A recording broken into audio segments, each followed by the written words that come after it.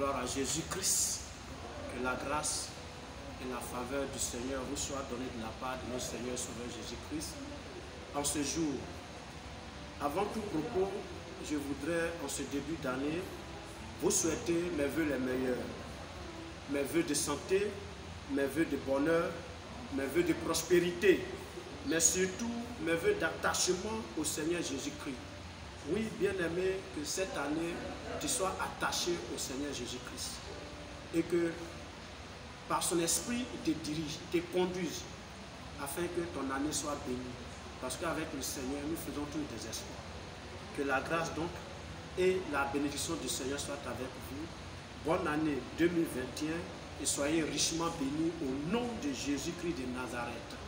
Je suis content de te retrouver en ce jour, mon frère, ma soeur, toi qui as l'habitude de me suivre sur cette chaîne. Je vais bénir ta vie dans le nom de Jésus-Christ de Nazareth et je prie que Dieu te fortifie, Dieu te donne de demeurer toujours à mon partage afin qu'ensemble nous puissions faire ce chemin au nom de Jésus-Christ. Aujourd'hui, je vais parler de quelque chose de très important. De très important, je vais parler du baptême. Oui, je vais parler du baptême. Et je vais t'inviter donc à lire dans le livre de Matthieu, en son chapitre 3. J'allais dire tout le chapitre, parce que c'est du verset 1 au verset 17, c'est tout le chapitre. Je ne vais pas le lire, mais je le dis pour que tu puisses le lire déjà. Matthieu 3, verset 1 à 17. Il s'agit ici de Jean-Baptiste, qui baptisait les gens au Jourdain. Et Jean prêchait donc la repentance du péché. Et il baptisait ceux qui venaient à lui et qui se repentaient de leurs péchés. Il les exhortait à produire du fruit digne de la repentance. Et leur expliquait pourquoi il les baptisait, c'est-à-dire les amener à la repentance. Et il disait aussi comme ça qu'il y a un qui va venir après lui, qui est plus grand que lui, et que lui, Jean, n'était pas digne, c'est-à-dire de lui délier les courroies de ses chaussures. Mais lui, Jean, il baptise d'eau, mais ce dernier-là allait baptiser d'eau et de feu et de puissance, j'allais dire. Alléluia. Et dans son exercice de baptiseur, la Bible dit au verset 13, à partir du verset 13 de ce chapitre 3 de Matthieu là, la Bible dit qu'un jour, il y a quelqu'un qui est venu vers lui. Et cette personne, c'est Jésus. Jésus est venu vers Jean pour se faire baptiser. Mais l'attitude de Jean est bizarre, parce que quand nous lisons bien, les Sadduciens, les pharisiens venaient et ils les traitaient de race de vipères, etc. Mais ce dernier, quand Jésus est venu vers lui, il s'est opposé, il ne voulait pas baptiser Jésus. Il lui a dit que non, c'est plutôt lui, Jean, qui avait besoin d'être baptisé par lui. Et Jésus lui a dit de laisser faire. Jean n'a pas résisté, parce que Jésus a insisté et Jean l'a baptisé. Mais quand on réfléchit bien, quand on analyse bien, est-ce que Jésus avait besoin de ce baptême-là? Sérieux, entre nous. Est-ce que Jésus avait besoin de ce baptême-là? Pourquoi? Parce que c'est un baptême de repentance. Or, la Bible dit que Jésus n'a point péché.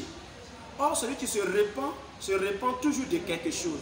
Si Jésus n'a point péché, alors pourquoi est-il venu se faire baptiser par Jean?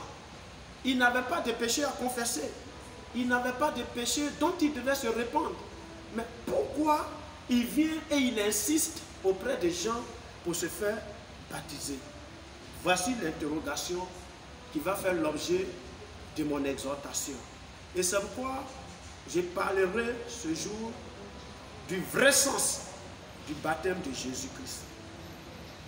Pourquoi Jésus est venu à ce baptême? Jésus, premièrement, les explications que je vais donner, premièrement, c'est que Jésus allait commencer son ministère terrestre de prophète, son ministère terrestre de sacrificateur, son ministère terrestre de prédicateur, voire de roi. Or, selon la loi de Moïse, c'est-à-dire quand vous examinez la loi de Moïse, dans le livre d'Exode, en son chapitre 29, et quand vous lirez les versets 4 à 7, vous allez comprendre que tout souverain sacrificateur est consacré publiquement dans sa charge. Donc le baptême de Jésus ici allait inaugurer son ministère terrestre. Et Jésus devrait être présenté au peuple.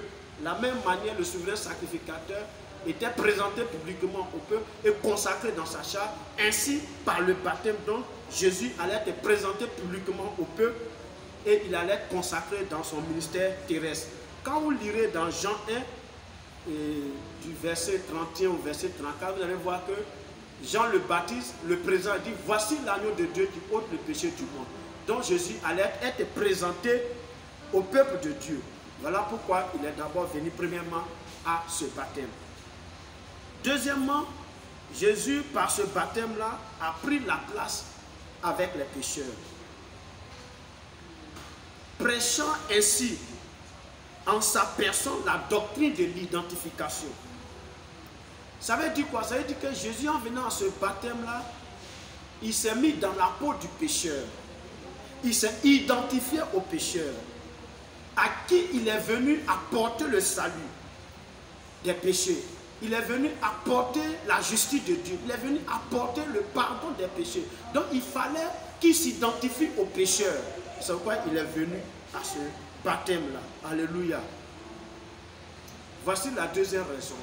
La troisième raison, c'est-à-dire quand on lit dans le livre de Matthieu 3, là, le verset 15, Jésus a dit quelque chose. Il a dit à Jean qu'il devrait accomplir ce qui est juste. Alléluia. Donc, par son baptême ici, il allait accomplir de façon prophétique ce qui était juste. Mais qu'est-ce qui était juste? C'est-à-dire la perspective de sa mort et de sa résurrection. C'est de ça qu'il était question. Alléluia. Et quand vous lirez dans le livre de Marc, au chapitre 10, en son verset 38, vous allez voir que Jésus lui-même compare sa mort à un baptême. Il présente sa mort comme un baptême. Alléluia. Donc, c'était une perspective de sa mort et de sa résurrection. Voilà pourquoi il y a une différence aujourd'hui entre le baptême de Jean et le baptême que nous faisons dans nos églises. J'aurai le temps de faire la différence dans une autre vidéo. Alléluia. Mais seulement ici, vous allez remarquer que dans le baptême d'aujourd'hui, le baptême d'eau que nous célébrons à l'église aujourd'hui, c'est celui qu'on baptise. En réalité, il meurt avec Christ au péché. Il est enseveli avec Christ, donc enterré avec Christ. Et il est ressuscité avec Christ par la nouvelle vie qu'il mène. Donc, c'est ce qui était juste. Et c'est ça Jésus est donc venu inaugurer. Alléluia. Voilà plus ou moins, bien aimé, le sens du baptême de Jésus-Christ. Et c'est ça que je voulais passer. Il y a tout le débat autour. Les gens disent que non, si Jésus a été baptisé par Jean, alors que Jean baptisait du baptême de la repentance, c'est que Jésus a péché. Or, la Bible dit que Jésus n'a point péché. Donc, le sens de son baptême-là, il se trouve ailleurs. Ce n'est pas parce qu'il a péché.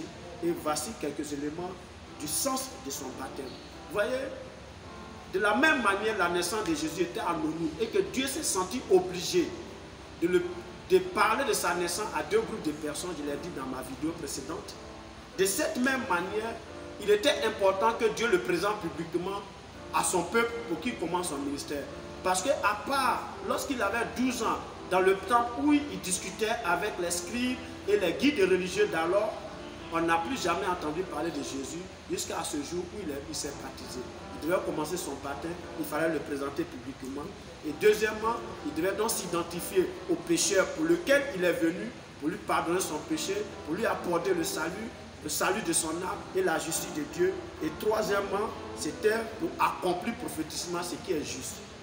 Bien-aimé, voici plus ou moins ce dont je voulais te parler aujourd'hui dans cette brève exhortation, te donner le vrai sens du baptême de Jésus-Christ.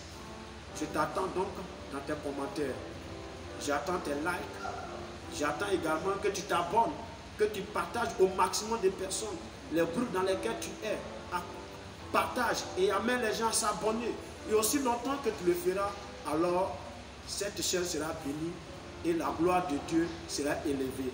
et nous aurons toujours le courage de continuer à apporter ces exhortations pour faire du bien au maximum de personnes. Que Dieu te bénisse. Merci encore et bonne et heureuse année.